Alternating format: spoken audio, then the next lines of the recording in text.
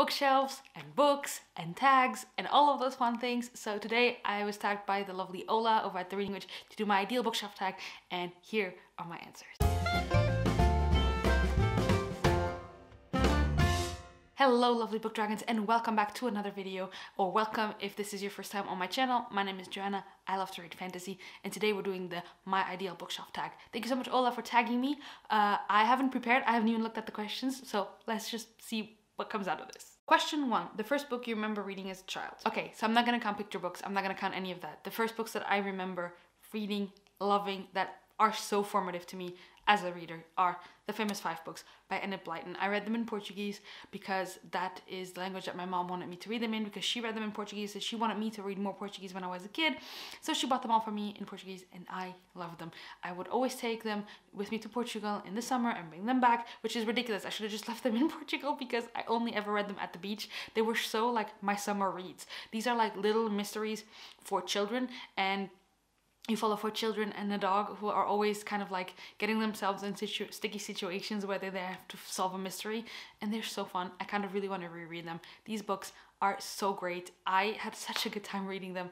I love them. Question 2, a book you received as a gift, birthday, holiday gift, etc. that you still own today. There are a lot of books that I still own and that I received as gifts, but I don't remember everything that I got from whom and what and in what situation. So I want to talk about one of the very first gifts that my husband Melvin ever gave to me, and what a gift, guys, what a gift. And that is the entire box set of the Mistborn trilogy in these UK paperbacks. I remember that we were dating and I was in America and he was here in Luxembourg. Actually, he was already living in Luxembourg, and we were Skyping, and I was talking to him about how I really wanted this box set, but because I was a student I couldn't really just afford it. And he was working a full-time job and he was like, I'm gonna buy you this box set. And I was like, really? I'm getting a new box set? Like a whole box set? You're just gonna buy the whole trilogy? And he did. I still own them. I love them. I mean, guys, this is my favorite book of all time. So I just hope there's not another question why this book needs to come up, because I really didn't prepare, so we'll see. Question 3, a book that was important to your teenage years in high school. Okay, so actually when I was in high school, I wasn't a huge reader. It's really weird because I really loved reading as a kid, and then I started reading after high school again. But while I was in high school, I really read only like the school books that we were asked to read, or random things here and there. I wasn't a lot into manga at the time, so I would say Sailor Moon was very formative in my high school years. But I think we were talking about these books on a live show. I don't remember with whom we were talking about these, but like the Mary-Kate and Ashley books. Did you guys read those?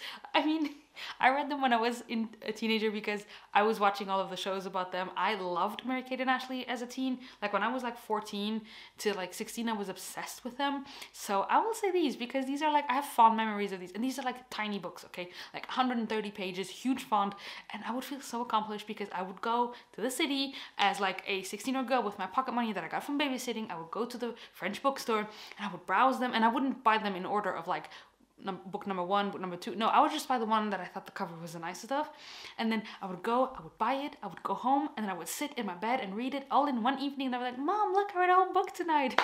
Oh man. Question 4, a book that you can always go back to. I'm sorry guys, I should have seen it coming. This book, literally, I've read it 4 times now. This book makes me happy, genuinely happy. When I hear the sentence, ash fell from the sky, it's like a spiritual experience almost at this point.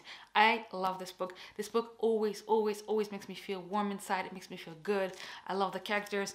It makes me sad too, but I just love this book so much. Question 5, a book that brings you the feeling of pride. For this, I'm gonna go with The Lord of the Rings by J.R.R. Tolkien. I read this one last year. Well, I read the trilogy, but technically it's one book split into 3. You know what I'm saying. The Lord of the Rings. I read this thing last year, and it was always that kind of book where if you tell people I'm a fantasy reader and they ask you, so have you read Lord of the Rings? And you're like, no. They say, but are you really a fantasy reader? And we're not about gatekeeping on this channel, but I felt super proud of myself when I finished them because the writing style was different. They were so intimidating for such a long time, and when I actually accomplished reading the books, I was so happy, and I love my experience, and I've actually been contemplating a reread soon. Question 6, a book that brings you a feeling of wonder. For this, I'm going with a book that I've read very recently. I actually just filmed a review that came up that came out last week on Friday, and that is Send in a Sense by Josiah Bancroft. I absolutely love this book. I will leave my review linked, and I will also leave my review of The Final Empire linked because I love these books. This one though gives me really a feeling of wonder. This one was so different. It was so whimsical. I cannot wait to continue on with the series and see what's gonna happen and what more crazy things Josiah Bancroft came up with. So yeah, Send in a Sense. Question 7, the book you've reread the most or loved the most. Question 8, a book you want to have on your shelves forever. For this one, I'm gonna go with this specific edition of A Game of Thrones. I have like, honestly, I think I have like 10 editions of the first book of A Game of Thrones by George R. R. Martin. I think so. I really think so. The reason I want to keep this one is because I started annotating it, and honestly, I need to restart this book and or just continue where I stopped, because look at this. Like, I was treating this like a textbook at some point. This is the book that I have been the fiercest about annotating, which is also why I didn't finish reading, because it took a lot. Like, almost everything was annotated and tabbed, and it was, oh yes, insane. Look at this. I mean, guys. So yeah, and I really love this edition. I found it for €4 at a used book sale, and I saw it there. It was like exposed, and it's broken. Like, I mean, this mine's broken. It wasn't in very good condition, but I saw it there exposed like that, and I was like, oh my gosh, how much is this? And they were like, oh, it's €4. I was like, no one get that grabby hands on it except me. And I really, really like this edition, and with all of my annotations that I actually need to continue. Yeah. Oh, this makes me wanna reread. Question 9, a book on your shelf you want everyone to read. This one is very difficult because my instincts tell me to say The Final Empire, but I don't want to talk about The Final Empire. I'm gonna say Malice by John Gwynne. They're over there somewhere. I feel a bit lazy to get them, but Malice by John Gwynne. I know it's not for everyone. Klaus, I hear you. It's fine. You're fine, Klaus. Just breathe. Verdes is not, in fact, an idiot. So that's clear now. I will say Malice by John Gwynne, because I think that John Gwynne is a wonderful author. I absolutely love his books. The whole quartet is absolutely phenomenal, and more people need to read it. I mean, more people are reading him now. He's not underrated anymore, but I still think that he needs to get even more hyped up. So that one. Question 10, a book that reminds you of a specific moment or period of time in your life. For this, I'm gonna go with Days of Blood and Starlight by Laini Taylor. I actually have a vlog where I talk about this. I will leave it link up here. It's the coordinate vlog that I did back in the Vlogs and Bookland days. So this book, I have a specific memory attached to it, which I talk about in that video. This is, first of all, one of the first high fantasies I read as in English as a young 20-year-old. I didn't read, like I said, in high school, and in high school I was reading like either very literary stuff or classics, or like the Mary Kate stuff. It was really like this, and I didn't think I was a fantasy reader. And one of my friends who used to have a booktube channel, and she doesn't anymore, she actually gave me the first book, which is Daughter of Smoke and Bone. She bought this one for me, and then I continued on getting the series because this one was my first high fantasy that I read. And I remember that I was reading this, and a lot of stuff was going over my head. I had no idea what was going on, but I specifically remember reading this one at a friend's house in Wyoming. I had to stay with a friend because of my visa, my student visa, and however long you cannot be outside of the US before it expires. So I always had to spend a few weeks in the summer with some friends, and that summer I spent it in Wyoming with one of my roommates. And I remember reading this, and she went to bed, and she was like, hey, see you tomorrow morning. I was like, okay, I'm just gonna read for a little bit.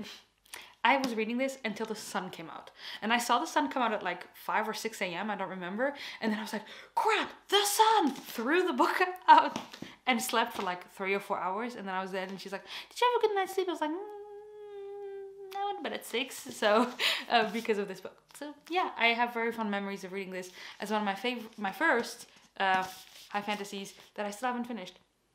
So there's that. Question 11, tag some friends. For this one, I don't know who has been tagged, but I am going to be tagging Sophia over at Sophia's Thoughts, Klaus over at The Contradictorian. You thought, Klaus, you were going to escape. You are not escaping, in fact. You are tagged. I will tag Erica over at Geekly Read Stuff. I will tag Lyra over at Lyra Bad. And I am going to tag Vish over at Books with V. So I would love to hear your answers for this tag. So that's going to be it for me today, guys. Let me know in the comments down below a book that is very specifically attached to a memory for you. And if you're still at the end of this video and you want to just leave an emoji, leave a sun emoji, because the sun needs to come. The spring needs to come. Winter needs to be gone. You've never heard me say this ever in my life before, but now I'm ready for spring. So, the sun emoji. Thank you guys so much for watching. I hope you're having a wonderful day and happy reading. And until next time, take care of yourselves. Bye.